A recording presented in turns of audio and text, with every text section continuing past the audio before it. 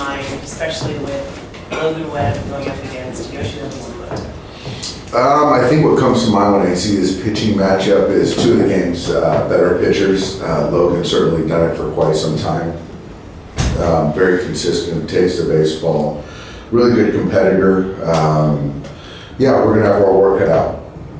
We've seen Yoshida just kind of, I don't even want to say rise to the occasion, but try to go like toe-to-toe with other star pitchers. What are you kind of just hoping to see from him and how he's just continued having such a strong performance in the year? I think that hasn't seen these guys very often, is what I would gather. Heavy right, and they line up. It's going to be an interesting matchup. I think for me, it's just kind of get ahead and be efficient. Certainly, we're in a good spot with the pen, but days that he pitches or Logan pitches, you're looking for length from both those guys.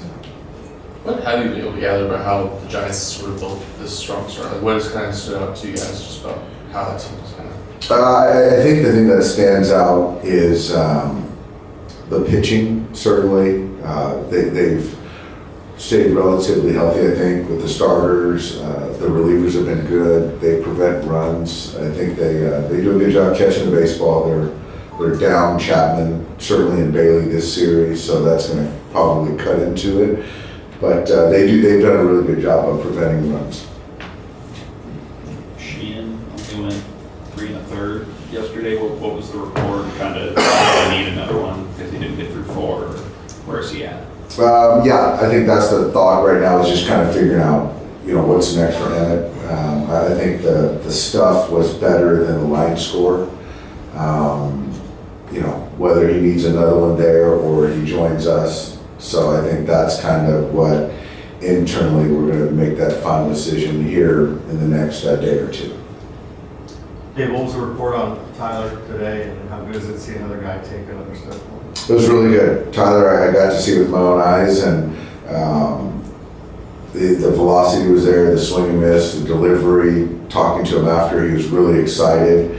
And so there'll be another simulated game, 2 innings next week. I'm not sure exactly which day, but we're very encouraged. I thought the stuff was really good, and Tyler was pretty excited. Is this pretty much a full build-up for Tyler, like once he gets to the point where you can go on and rehab?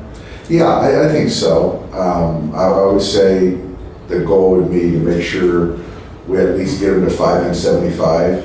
So I think that now if you look at going today and then next week do a 2-inning situation, then you kind of continue to go from there. But today was very promising. Skip, you just had the Padres, Giants are in town, you beat the Padres again. How critical is this stretch? It's really critical. I think that you're sort of trying to, you see the schedule, you see the opponents, you see where your ball club's at, and you just want to kind of, keep trudging along and play good baseball. I think we've managed it pretty well, and we haven't seen these guys in obviously all season, so it's going to be an exciting series. A long-time rival who they're playing. They found ways to win baseball games. They're playing good baseball, and so it'll be a good series. And then obviously we got San Diego for 4, so it's going to be a fun homestand. Over the course of 162, does this Dodgers-Giants thing do anything for you anymore? Probably not, but I think that, not to say it's not to say it in any disrespect, but I just think that, it just seems like, whoever we play, it's like a rivalry game, and people get up to play us. So that sort of anticipation, we feel it every series. But when you peel back a layer and you look at kind of the great games, the Dodgers versus the Giants is always exciting, certainly for fans and that have been a part of this rivalry for generations. Dan, can you share your thoughts on the protest that started here last week? No, I don't. I don't know. Honestly, I don't know enough, to be quite honest with you. I know that you're having to bring people in and deport people and just kind of all the unrest. It's certainly unsettling for everyone. So but I haven't dug enough and can't speak intelligently on it. The Blake Snell, it was all fastballs. I think he got to 20, 25 pitches, and it was crispy. It was good, really good. So I'm not sure what his next one is, but he came out of it really well, which is exciting for all of us. I'm sure the next one will probably start incorporating some spin, so that'll be good. And Blake Treinen also threw one right before Blake, so it's been a good day thus far for us. What is Blake Treinen's kind of just progression look like moving forward? I think it's just probably another few pens, and then he's going to have to face some hitters, and then go out on rehab. So obviously it's there's some back-to-backs on the rehab. So probably sometime right after the All-Star break. What's going to be next for Shohei pitching?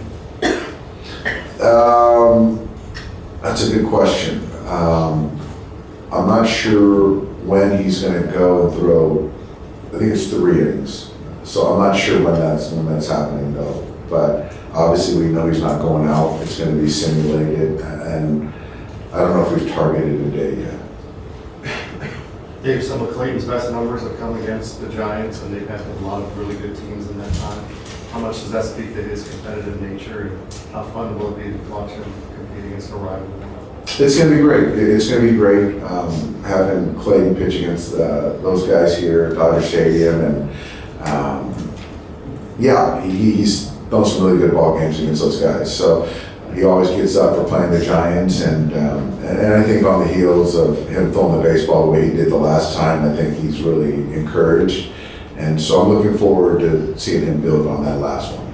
To go back to Shohei, I know you said you don't necessarily have to have him be fully built up to bring him back. Is there a minimum that you need to have that for even consideration for you guys to pitch?